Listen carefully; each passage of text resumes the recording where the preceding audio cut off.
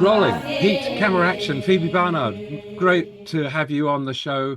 Warm welcome.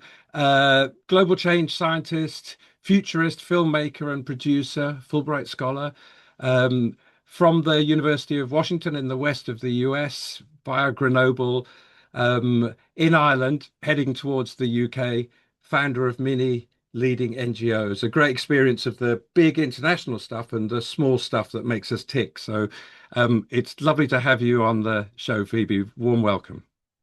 Huge privilege to speak with you always, Jules. Thank you so much. Great. Well, let's start with a little bit about you, your location, where you are at the moment. You described the view across the fjord just a few moments ago. Your home place and kind of where you're heading for, and your kind of interests that take you heading towards the UK. It was an absolute uh, torture to have to leave such a beautiful place as the Pacific Northwest of the USA. Snowy volcanoes, beautiful rolling, mostly organic farmlands, island dotted coasts, deep, deep, dark forests. And it was a place that I had lived for 8.5 years after moving back from decades working in Africa. Hated to go, but realized that we could not do our work, my husband, the filmmaker, or I, the scientist, under a Trump administration. So off we went to France to take up an offer from a French university there. Didn't go very well with a lot of administrative disorganization. So we're cooling our heels for a little bit, working from a friend's house in Ireland while setting up the next plan. But Mm. it's all good, and change is wonderful. And we work on change, so we embrace it, right? All of us. And I could not have a more exalted, glittering view of this beautiful fjord and green rolling lands as we have from our friend's house. So Lovely. Fantastic. lovely. Yeah, so kind of opportunity and threat are kind of run side by side, don't they, on the same kind of rails, that something knocks you off the rail and actually maybe that kind of opens up a space for something exciting from there. Often does, and one has to be nimble in these times, nimble and agile.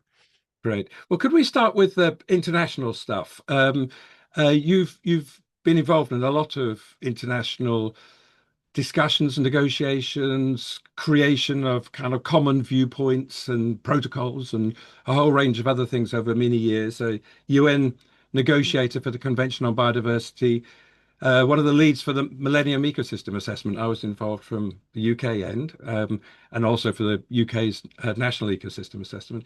I mean, how do those international efforts look today? Very important in establishing a sort of sense that we're all in this kind of one world together. They've not disappeared; they're just kind of under threat. But I wonder whether you wanted to kind of make some observations about how you saw them working and where they kind of have taken us to in the late 2020s. Oh my God, Jules, you're such a sleuth. You could be really Sherlock Holmes. Some of the things that you've dug up about me. It's a very tumultuous time that we're living in, and like many of us, I think I experienced a set of epiphanies along my particular road as a biodiversity and climate and ecosystem scientist engaged in, negotiating at the UN on behalf of the government of Namibia, which I was working for a decade.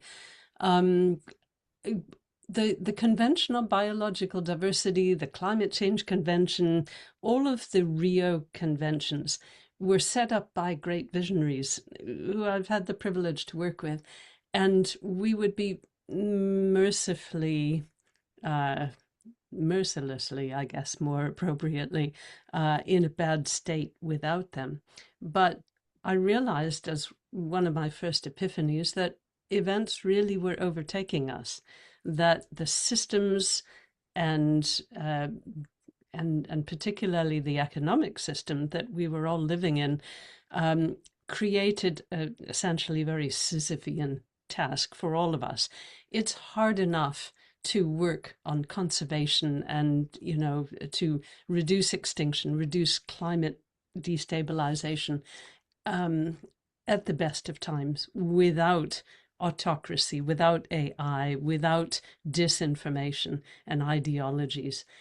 And so looking back at many of the things I've done, they were super important at the time, and I believe they still continue to be important, but they're being completely overrun by this tidal wave that I think is probably a fairly inevitable but was surprising consequence of having 8.2 billion people on the planet that just pressurize everything that we're doing. So I took a decision to step away from my own fields and start to convene work that would help get at the root problems of all of these crises, our polycrises, societal, planetary, and so on. Mm. And what did that convening look like? I mean, it's partly interdisciplinary, it's speaking across disciplines, it's partly across communities, local to distant to national, Yeah. people with different kinds of interests. But it has to start somewhere, doesn't it? I mean, it's a human problem that we're dealing with. It's just that it's a feels like a really big one that's weighing down our shoulders from time to time. Absolutely. And I guess one of the great things about becoming silver haired is that you get to adopt a confidence about doing uncomfortable things that you might not have done in your 20s and 30s and 40s. So I realized at some point that I had a certain convening power, that even if I didn't fully understand a topic in depth, like, global financial flows, I could bring people in the room together that did know those things very deeply and had fantastic experience at shifting the way things worked. So I started to work on putting together various roundtables on governance, on finances, on preparedness, on regeneration, nature and climate recovery, to put people together that I felt were not really talking together about the key problems of the day and needed to be. And, I could go into individual initiatives of that, but at this stage, that's where I'm putting most of my effort now. Mm. You did this amazing thing with the 2019 paper that brought together 15,000 signatories, scientific signatories warning of the climate emergency, which was a language that had only recently appeared. That was a kind of amazing convening, bringing together something like that. I mean, a single paper doesn't change the world, but it says a lot. It says something symbolic in terms of having a large number of people supporting it. But it also is a statement of a particular time and a place and the concerns and hopes that people have. Um, Tell us a I bit don't about want how to that take happened. Yeah. I don't want to take credit for that particular paper. No, I It was understood. World Scientists Warning of a Climate Emergency, and it was Bill Ripple who convened those authors, and he asked me to take part. I think because I'd worked in government and non-profits, whereas everybody else on the paper was an academic, and perhaps because I was a woman, I don't know, perhaps because I'd been working a lot in the global south, which the others hadn't. But that did have, I think it's now got over 16,000 co-signatories. It was an important step. That said, all of the warnings, including the one that I did lead in 2021 called World Scientists Warnings into Action, all of these warnings have a danger, I think, a risk that, the kind of Peter and the Wolf risk. People, even the media, get tired of too many warnings. And I, having worked in government and on what I perhaps naively thought of as the real world of action, was impatient with warnings. So that 2021 paper, which had several thousand co-signatories from a number of countries, uh, that intended to really take the trajectory in a different direction. Okay, we know there's a problem. What are we going to do? How are we going to get, what kind of a society do we wish to have? And how are we going to get there from here? And that's a question that the two countries that I'd been really quite privileged to work with, Namibia and South Africa, had had the opportunity to ask at their own crossroads of history. Namibia from colonial rule, South Africa from apartheid, undemocratic system into a democratic future. And now I think all of us are at that crossroads, and it behooves all of us to think about these questions now and really start dialogues in every single country of the world. So in my own little way, I'm trying to facilitate that.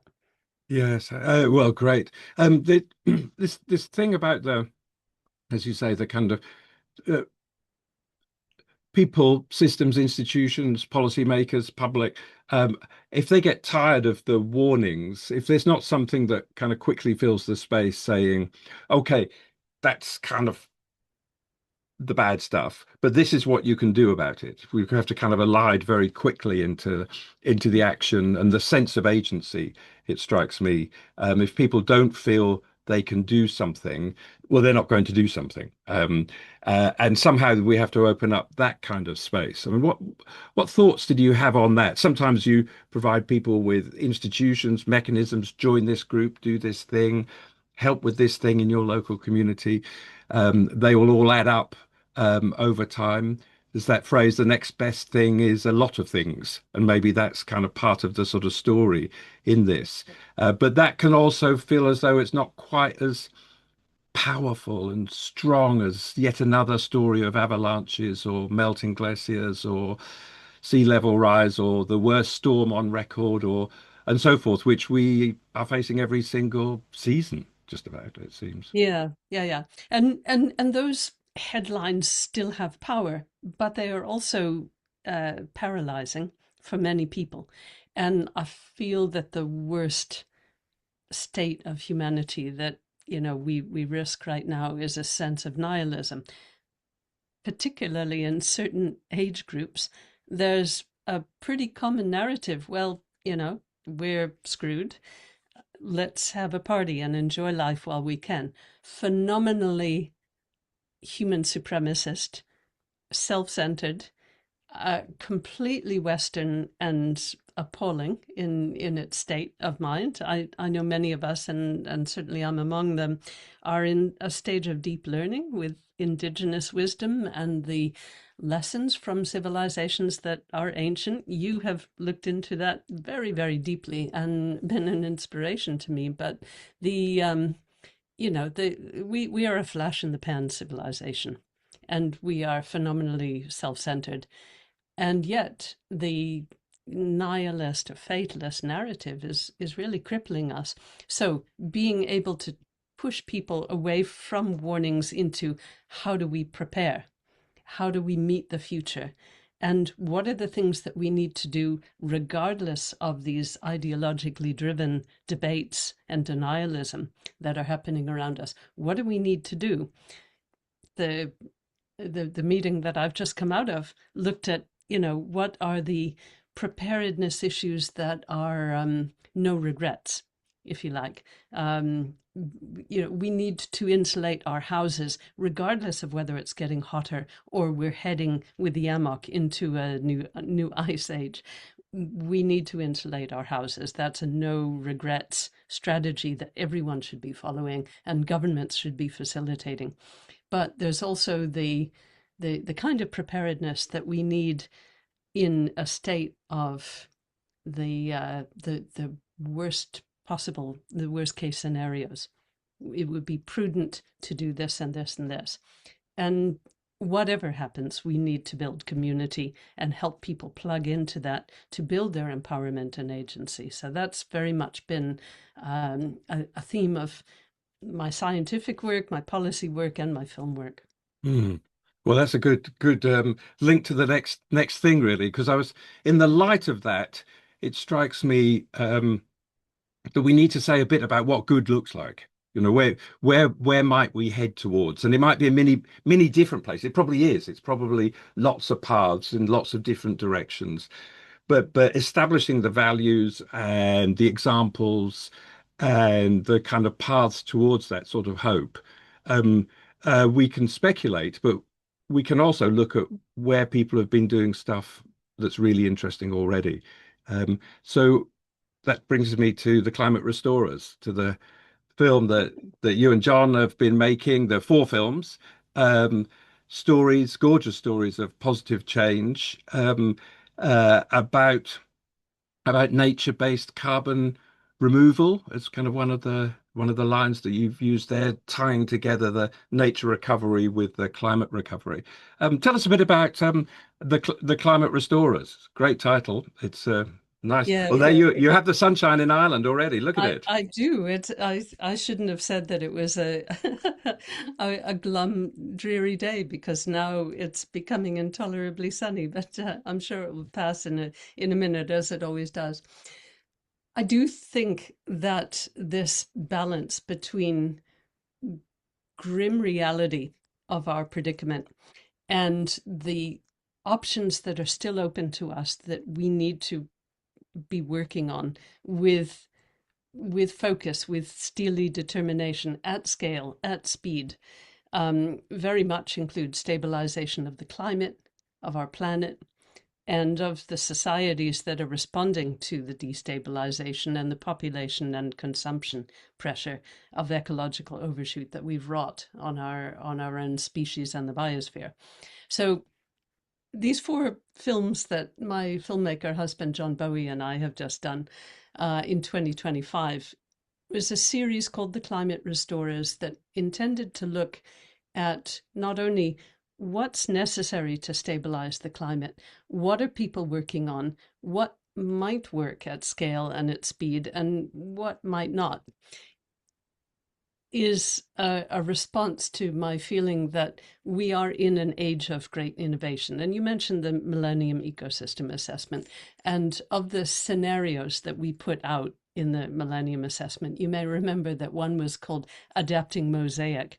And it was the one that was perceived as the most likely to lead to significant alignment with the biosphere, with sustainability, with the development goals. And that Adapting Mosaic is basically a story about local experimentation everywhere, that groups, relocalized groups, not necessarily very plugged into the global economy, will innovate and come up with ideas that may work and may not. But overall, we'll have a lot of really good stories to choose from. And that's a theme that I think you and I both share, the value of doing that. But we also looked in the Climate Restorers at the larger systemic things that are really needed, not technologies per se, although there's hopefully a supplementary benefit to technologies, but what is needed right now to protect our earth and our climate and our civilization. And we concluded that still nature is the only real game in town. And we need to conserve, to rewild, to restore nature because we already have a lot to work with. And it's so much less expensive than throwing billions of dollars at direct air capture plants of huge size and probably no significant future in the USA or elsewhere. So we're looking at those kinds of things, but also the mindset shift, the system shift that's required to bring us into a better, humbler, kinder, wiser civilization where we have not only a sense of rights, but a sense of responsibility for future generations and the biosphere. Mm. Fantastic. And give us a couple of examples of places and people and contexts where that you featured in the Climate Restorers, just to kind of ground it in specifics a little bit. Well, of course, being an ecosystem scientist, I particularly loved working on episode 4, film 4, which is called Ecosystem Restoration. And there we drew some parallels, but also some contrasts between the Dust Bowl in North America, not just the USA, but also parts of central southern Canada in the 1930s, and the degradation over centuries of the Loess Plateau in China And we went and interviewed John D. Liu, who is the champion of ecosystem restoration, as you know, uh, in the world in many respects, but certainly in China, and looked at how governments were engaging or not engaging with the problems and the lessons that they should be learning. And I found that really satisfying to work on, but also the interviewing some of the soil scientists, like a woman at the University of California system called Asmaret Assefa-Berhe, an Eritrean American who'd been working in the White House under the Biden administration, helping on carbon drawdown and the importance of soil. You wouldn't see that in this administration under Trump, I'm afraid. And so I think we have so much to work with in natural systems. We just have to shift our mindset away from the idea that there are silver bullets in technology and we can make obscene profits. And that's a really business as usual mindset, which is not going to lead us out of this problem. Exactly. Um, there's quite a lot of discussion. I'm thinking about the ecosystem restoration thing here, that modern economies are founded on the idea of scarcity to limit access so that cost and price gets driven up, to limit supply so price gets driven up, to limit the number of people who are able to access what might be called a dream of the future, the access to untold riches, which are only ever accessible to a few people. You've got scarcity on the one hand, and then a kind of a mindset that might be framed certainly around regeneration, but also around abundance. The idea of lots more of the stuff than we currently have or see, because the amounts have been depressed deliberately or accidentally in recent times. So I wonder where you think kind of abundance fits into this story. It changes the way that we think about, in a sort of functional way, what ecosystems produce that's useful to people, but also how we might access them and engage with them and change ourselves in that kind of process of engagement. I've just been watching something that you said about that yourself over the last few days, and I absolutely loved it. I think that we are heading into a system where even many men are saying to me, "Oh, we've totally messed up here." And of course, not all men. I've been lucky to work with such incredible men who have vision, who have what one might call a feminine or perhaps a public good, common good mindset looking to the future. But the essence that you describe of scarcity versus abundance is a matter of manipulation versus embracing. If we are moving into a state where the lessons that we confront of our flash in the pan uh, postmodern capitalist world are really discussed and understood by a lot more people who are currently just spinning in the system trying to make the money to pay the rent or the mortgage, then I think we have a lot of opportunity to make progress.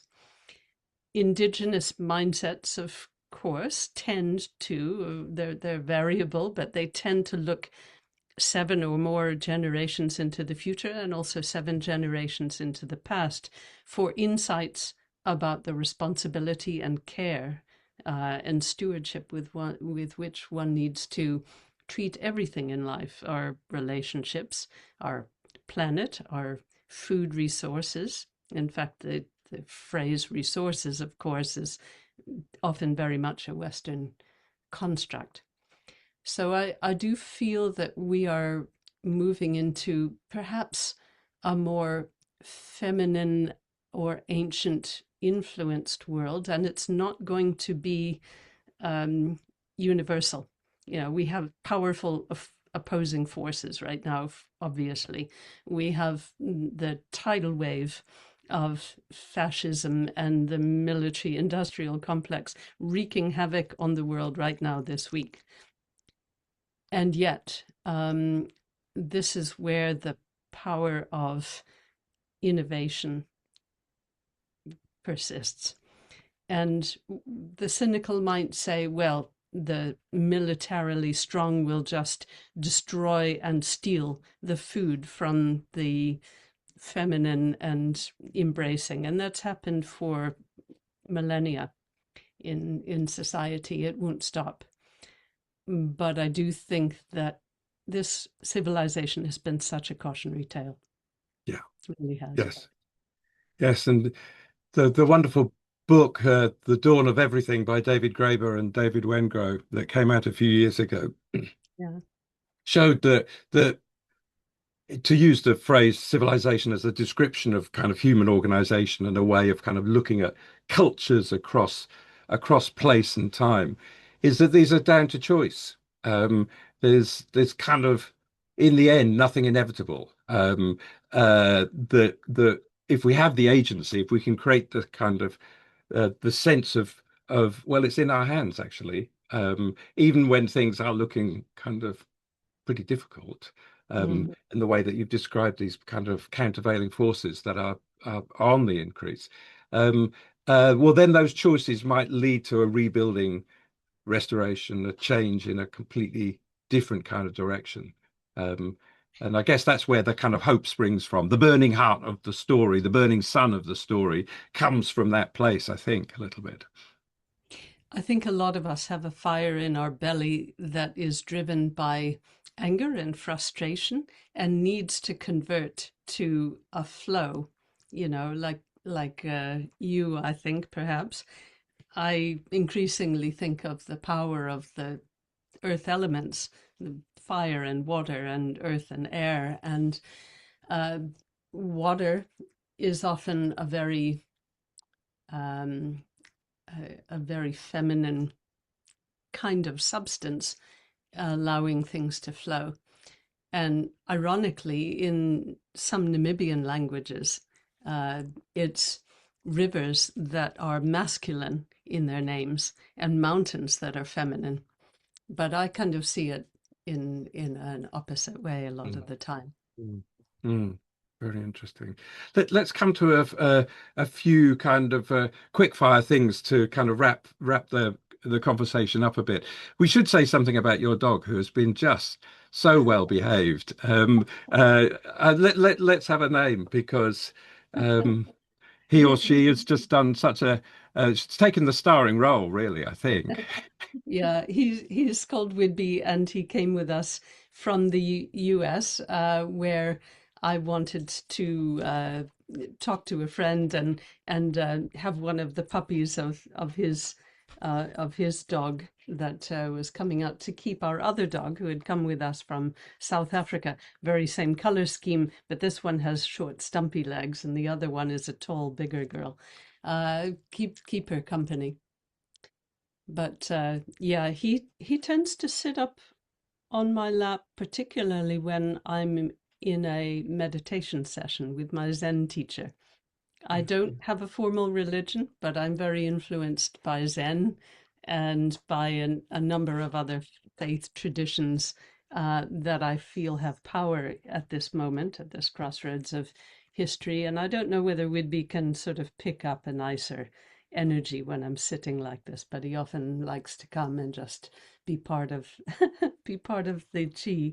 Lovely. I mean, it looks like he does actually. It's a gorgeous dog. Um, could you're proud? Could you pick a kind of a thing that you're proud of achieving, perhaps against the odds? You know, where something kind of was pulled out of the hole, as it were. Sure.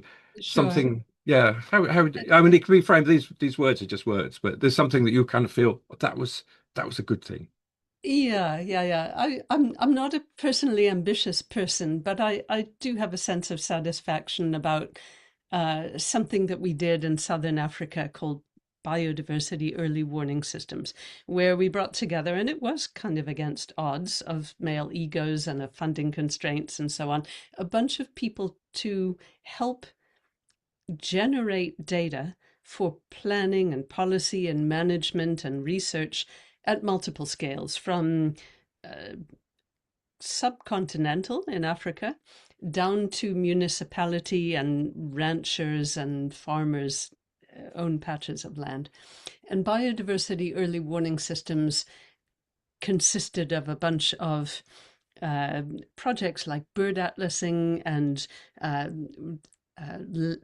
butterfly and moth atlasing, bioblitzes, where people go out and do a rapid assessment of what's in the area. Yeah. And other kind of population studies and things where people, sometimes without any formal education or even literacy, were involved in helping get involved in nature and generating data that was valuable for top-down planning and policy and so on, but also really at a visceral level connected people with nature in a way that they hadn't been for a long time or hadn't been before at all. That ended up being incredibly popular, and I feel really proud for being able to facilitate that and help design it and help, bring it up to a larger scale. We tried to develop that model in the US, no interest, because it wasn't focused just on commodification and the species that you could hunt or fish or log. I shouldn't say no interest. A lot of middle management people were very, very keen on it, but it never went anywhere. And in Rwanda and the Albertine Rift of Southern Africa, and now in 6 countries of the Alps region, where they're considering it as a model. So very happy about that. And then finally, at some kind of personal level, I'm really quite proud to have been offered a global prize in the same time, in the same year, as Sir David Attenborough and and Professor Dame Georgina Mace, the late great Georgina Mace, who developed the red data system, the modern red data system for looking at very endangered species. And that was an absolute treat. And Georgina and I sat on the stage and said, "But where's David? The absolute menace. He's swanning around Borneo while we're sitting up here, and it would have been just really fun to have him there." Oh, that's a Anyway. nice story. Lovely about Georgina as well. Yes, that's great. You're a heroine or a hero. Sometimes we don't like to name individuals, but there are people who shape us in some sort of way to help us on the track, maybe at a younger point, or help us when we're feeling vulnerable. A short story about somebody like that. Who would you pick? Way too many, but if I had to pick one, I'd pick a woman who is not yet famous. No one out in your audience probably has never heard of her yet, but she's one of my Nigerian mentees. Her name is Abidemi Raji, or Abi, as we call her, and she is a postdoc now at Cornell, working on a fellowship. But she's a woman who has just so impressed me and inspired me by her ability to pay things forward, just as part of her lovely science nature and her community nature. She works on ecology, but also on bringing people into engagement with ecology.